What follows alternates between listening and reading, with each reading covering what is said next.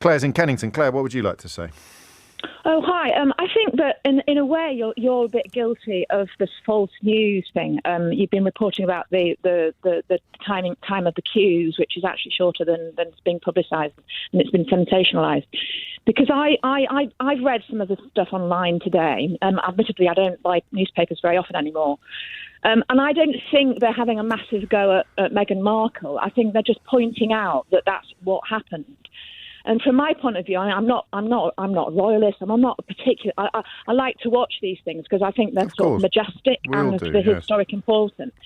And I am sympathetic towards what's happened to him and his mother, but as part of a very formal procession. And correct me if I'm wrong, but I think they were the only couple to hold hands when they were in Westminster Hall as part of that very formal part of the procession. I know that Zara Phillips and her husband held hands in the hall as well. They weren't in the processional bit, though, were they? What difference does that make? They were to the because I think it's being televised. It's part of this big show of monarchy. Yes. And it's very, very formal, and everyone else managed not to do it. And in that way, I think they didn't want to. Self-indulgent. Self-indulgent.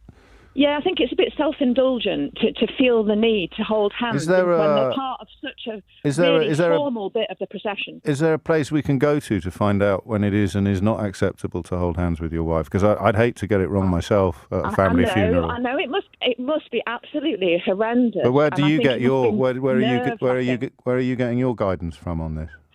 I just think the fact that people have noticed it suggests that you don't do it quite then. But I agree, it must be really difficult to actually follow every royal protocol, especially if you haven't been brought up as part of it. It's the part of the day that they did it in, because I've got pictures in front of me of other couples holding hands in exactly the same room. Yeah, from my perspective it is, because I think it's much more noticeable because it gets broadcast around the world. But you've only noticed it because in Westminster Hall. You've only noticed it because you looked up all the people being horrible on social media. You don't read the newspapers and you didn't notice it yourself on the television. Well, to be fair, I think I have noticed it in certain situations. We're only talking about one situation, aren't we? What other situations are you thinking of now, Claire? Look, I'm quite a tactile person myself, and I'm a big believer in. Well, don't hold your husband's hand at your grandma's funeral, whatever you do, Claire, because people like you will be slagging you off on national radio. No, it's not different. It is. I think it is different. I think because they're better than you, and it's in Westminster Hall. No, because it's a show, and if you're going to be part of that show, right? You just need to. So, what were the other examples you were thinking of a moment ago? In sort of formal situations, I guess. But I'm not saying that it's only necessarily only then. Well, as part of the processions and things like that, I think they tend to be more. Slightly more tactile, and I think it is more noticeable. But it's only because and you have a problem. You have a problem with that. Why? I don't have a huge problem. Why with have you it, rung me then? In many ways, because I think my point is that it's being televised, and in that particular point. At that particular point, it's the majesty of Westminster Hall. It's the history of it.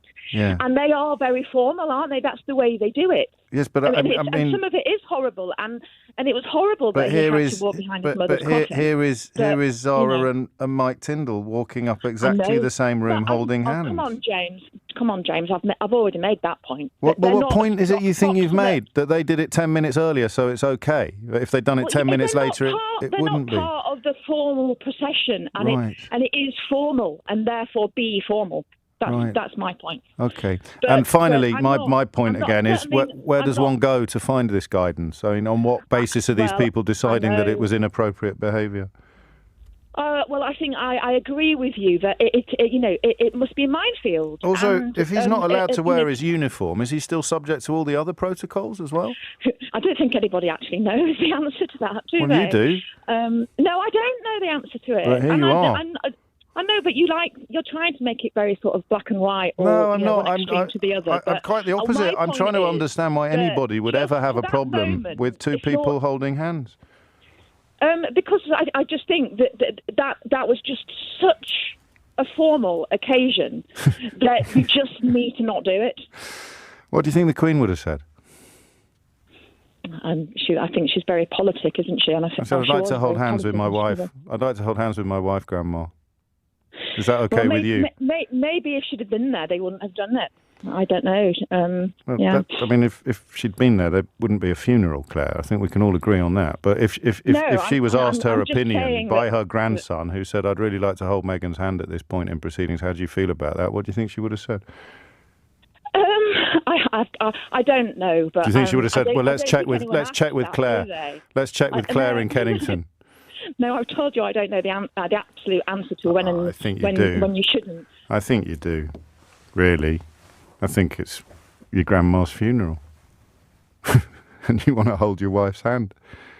I don't even think there's a debate to be had or a conversation to be had. And I think you probably know that deep down, but I respect you and I thank you for having a crack at trying to explain the behaviour of these ghouls and vampires. And you know, we must put on the record the argument that it's very, very different to do it at that precise point in proceedings as opposed to at previous or subsequent points in proceedings when other people did it. Welcome here to bring you insightful discussions that celebrate the resilience and humanity of Harry and Meghan while dissecting the relentless scrutiny they endure. Today we're diving into yet another example of the absurd scrutiny Meghan Markle and Prince Harry face. Recently, a caller to James O'Brien's LBC show voiced their outrage, yes, outrage, over Harry and Meghan holding hands during a formal moment at Westminster Hall while honouring the late Queen. Thankfully, James O'Brien wasn't having any of it, and we're here to break it down. Spoiler alert, this caller's argument crumbles faster than a soggy biscuit under James's logical brilliance. Let's get into it. Let's start with the caller, Claire from Kennington. Her primary gripe, that Meghan and Harry had the audacity to hold hands during a formal procession. According to her, this was self-indulgent. Self-indulgent? We're talking about two people showing support for one another during an emotional time, something perfectly human and perfectly normal. James O'Brien rightly challenged this bizarre fixation. He asked Claire where this supposed rule against holding hands at formal events comes from. Was it written in some royal protocol handbook? Claire, unable to provide a clear answer, stumbled into contradictions. She claimed it was inappropriate because it was televised. By that logic, are public displays of affection now banned whenever a camera is rolling? And let's not forget Claire's double standard. She conceded that Zara Tindall and Mike Tindall held hands in the same venue, but her issue was the timing. Really? So 10 minutes earlier or later would have made it fine. The absurdity of this argument only highlights how Meghan and Harry are unfairly scrutinised. James then brought the conversation back to the heart of the matter. Why does anyone care? He pressed Claire on what the late Queen would have thought of her grandson holding hands with his wife at such a moment. Claire had no answer, because deep down she likely knows the Queen wouldn't have cared. Meghan and Harry's love and unity wouldn't have offended her, but the media's nitpicking surely would have. What James brilliantly exposed here is the real issue. This is not about protocol or respect. This is about people like Claire and the tabloids looking for reasons to criticise Meghan and Harry. It's about finding fault where none exists. James ended with a powerful point, describing the people obsessing over this as ghouls and vampires. Strong words, but he's right. What kind of person watches grieving individuals and fixates on something as harmless as hand-holding? James O'Brien deserves applause for his defence of Harry and Meghan.